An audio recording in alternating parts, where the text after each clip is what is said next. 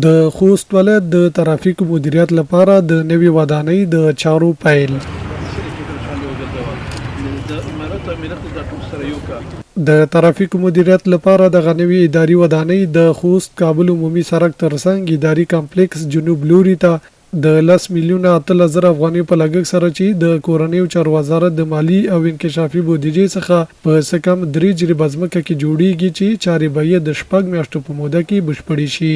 په یادو مراسمو کې خوست امنیه قومندانۍ مسؤلین ویل چې د ترافیک مدیریت لپاره د نوي ځای جوړېدو سره به د ترافیک مدیریت چارې لا ګړندۍ شي. دغه ودانۍ چې جوړیږي نو دغه ماشاءالله ډېره په سنتر نه جوړیږي، درې طرف ته څلور طرف ته دیارې خلوصې دي او په دې کې به د خوست میشتو د پوره رسیدګي انشاءالله په وخت کې که کوم مشکلات رامنځته کېده ده او میږ ترافیکو مدیریت یقینا په دې کې ډېر غټ مشکل لرل چې بار بار به موږ ته دې پیشنهادونه راتلله او دی به اتکو ته ضرورت لرلو او زیر ډېر تنګ و.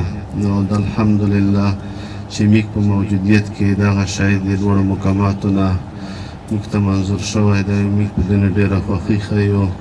10 اتاقونه لري، اشپزخانه یعنې طعامخوري هم لري او د اودسه ځایونه ترتیب او احاطه هم لري.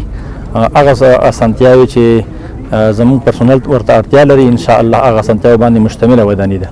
بل لوري د ترافیک مدیریت مسؤلینو په وینا له دې وړاندې د ځانګړي ځای نشتون له امله چاري او سټکانې وي چې د نوي ځای په جوړېدو سره به کارونه لا ګړندي شي.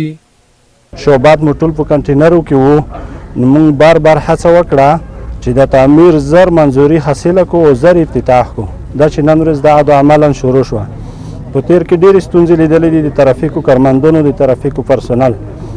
نن عملا کار شروع شو چې دلته مونږ ته دغه څخه ځانګړې شوې ده 2.7 جریبه ځمکه ده. د یادولو ده چې له دې وړاندې د خوست ترافیک مدیریت خپلې چارې د اطفایي مدیریت له اداري ودانۍ څخه پر مخ وړي.